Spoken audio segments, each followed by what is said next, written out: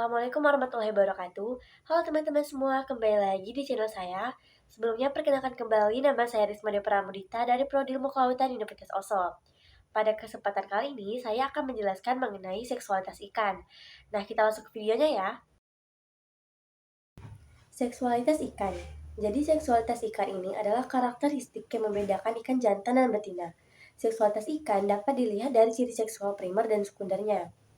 Ciri-ciri seksual primernya yaitu organ penghasil sperma pada ikan jantan, organ penghasil telur pada ikan betina, dan organ yang menunjukkan jenis kelamin dan dapat dilihat secara kasat mata. Sedangkan ciri seksual sekundernya yaitu perbedaan warna antara ikan jantan dan betina, perbedaan bentuk tubuhnya, perbedaan panjang siripnya, dan perbedaan perlakuan agresivitasnya. Reproduksi ikan. Ikan melakukan reproduksi secara eksternal, yaitu pembuahan terjadi di luar tubuh induk ikan. Ikan jantan dan ikan betina akan saling mendekat, lalu ikan betina akan mengeluarkan telur. Kemudian ikan jantan akan mengeluarkan spermanya. Nah, di sini ada beberapa gambar perlakuan induk ikan kepada telurnya. Yang pertama ini ada gambar induk ikan memberikan oksigen pada telur. Yang B ini induk ikan membersihkan telur. Yang C, induk ikan menjaga telur dari pemangsa. Yang D ini induk ikan menyerang pemangsanya. Yang E, induk ikan membuat sarang. Yang F ini membuat sarang busa. Yang G menginkubasi dalam mulut. Dan yang terakhir ini meninggalkan telur dalam tempat terlindung. Dan selanjutnya kita bahas hermafroditisme. Hermafroditisme pada ikan adalah kondisi ketika ikan memiliki jaringan ovarium dan testis dalam tubuhnya. Hermafroditisme pada ikan dapat berupa hermafroditisme berurutan, protandri, dan protogini. Kita bahas satu-satu. Hermafroditisme berurutan pada ikan adalah perubahan jenis kelamin ikan dari jantan menjadi betina atau sebaliknya pada tahap tertentu dalam hidupnya. Hermafroditisme berurutan dapat terjadi pada berbagai jenis ikan, gastropoda, dan tumbuhan. Jenis hermafroditisme berurutan yang pertama ada protandri, yaitu ikan berkembang sebagai jantan terlebih dahulu, kemudian mengubah jenis kelamin menjadi betina. Contohnya ikan badut. Selanjutnya protogini. Ikan lahir dengan organ reproduksi betina, kemudian mengembangkan alat kelamin jantan di kemudian hari. Contohnya ikan merasa pembersih Indo-Pasifik. Ciri-ciri hermafroditisme berurutan yaitu pada banyak ikan hermafrodit berurutan, jaringan kedua jenis kelamin terdapat dalam gonad sebelum perubahan jenis kelamin. Yang kedua, pada beberapa ikan, jaringan reproduksi sepenuhnya digantikan oleh jenis kelamin sekunder. Yang terakhir, hermafrodit berurutan biasanya hanya dapat mengubah jenis kelamin satu kali, tetapi ada juga ikan yang dapat berganti kelamin sebanyak yang mereka butuhkan.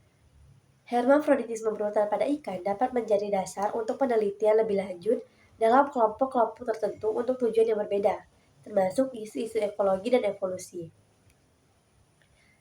Selanjutnya kita akan bahas gonokorisme. Gonokorisme adalah kondisi seksual berganda pada ikan. Kondisi ini dapat dibedakan menjadi gonokorisme tak berdiferensiasi dan gonokorisme berdiferensiasi.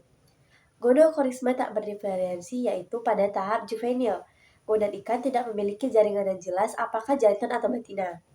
Selanjutnya, gonad tersebut berkembang seperti ovarium. Selanjutnya, setengah dari individu ikan gonadnya menjadi ovarium ikan betina, setengah individu lain gonadnya menjadi testis atau ikan jantan. Organ reproduksi pada ikan. Di gambar kalian bisa lihat ini adalah organ-organ reproduksi pada ikan. Kita lanjut. Yang ketiga, sifat seksual primer dan sekunder.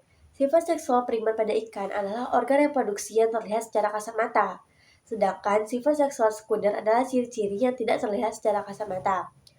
Sifat seksual primer yaitu organ reproduksi ikan betina berupa ovarium dan pembuluhnya. Organ reproduksi ikan jantan berupa testis dan salurannya. Testis merupakan tempat penghasilan dan pematangan sel-sel sperma. Sedangkan ovarium berfungsi menghasilkan sel telur atau ovum.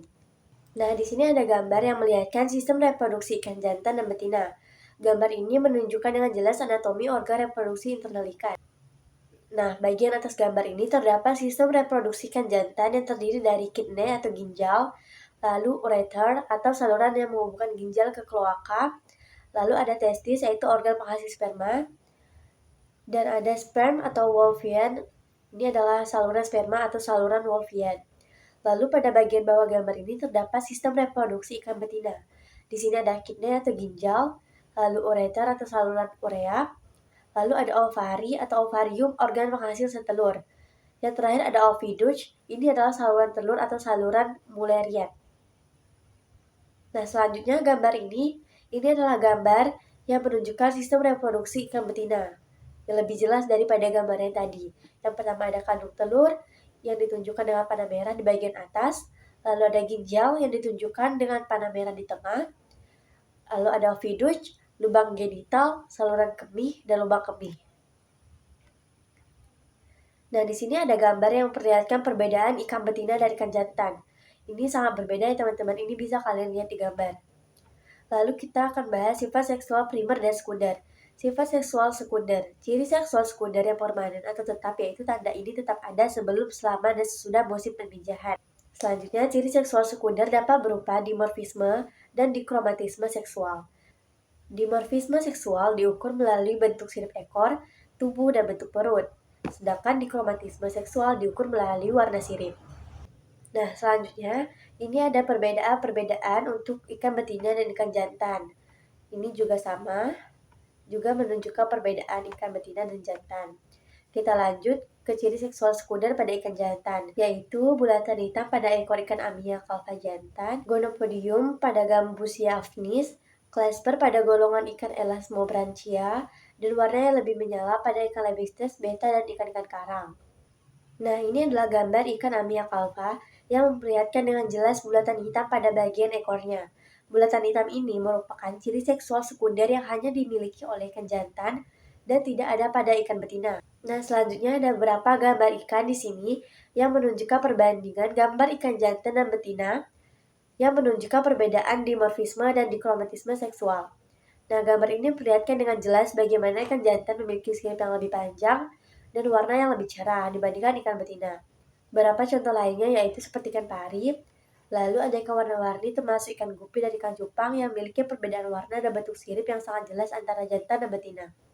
Baik teman-teman, cukup sekian dulu penjelasan saya kali ini. Bila ada kata saya yang salah dan kurang, mohon dimaafkan. Sampai jumpa di video saya selanjutnya. Wassalamualaikum warahmatullahi wabarakatuh. Sampai jumpa.